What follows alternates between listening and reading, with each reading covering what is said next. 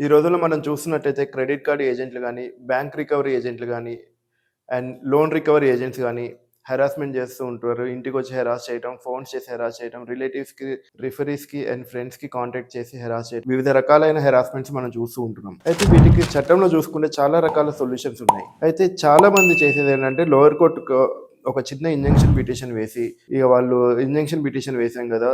ఇగ ఏదో urgent నోటీసో, RBI guidelines follow అవ్వమని డైరెక్షనో, లేకపోతే సేమ్ డే ఇంజంక్షన్ ఇవ్వడమో జరుగుతూ ఉంటుంది.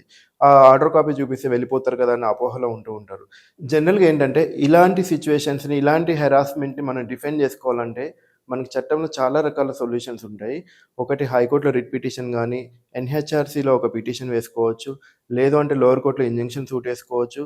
లేదు అంటే సింపుల్‌గా వచ్చిన ఏజెంట్ పైన ఎఫ్ఐఆర్ చేయించొచ్చు. లేదంటే ప్రైవేట్ కంప్లెయింట్ ఏసుకొని ఎఫ్ఐఆర్ చేయించుకోవచ్చు. ముఖ్యంగా నేను చెప్పేదేంటంటే ఒక ప్రాబ్లమ్‌కి, ఒక సమస్యకి మల్టిపుల్ సొల్యూషన్స్ ఉంటాయి. చాలా రకాల పరిష్కారాలుంటాయి. వాటిలో బెస్ట్ పరిష్కారం, బెస్ట్ సొల్యూషన్ మనం కనుక్కొని ఆ వేలో ఒక స్పైరల్ మెథడ్ అనే వేలోనో, లేకపోతే వాటర్ ఫాల్ మెథడ్ అనే వేలోనో, లేతే బౌన్స్ బ్యాక్ మెథడ్ అని ఒకటుంటది. ఈ లీగల్ స్ట్రాటజీస్ యూజ్ చేసి ప్రాపర్‌గా మనం వేయవలసిన పిటిషన్ గనక కోర్ట్‌లో వేసుకుంటే, ఈ హెరాస్మెంట్ నుంచి మీరు బయటపడే అవకాశం ఉంటుంది.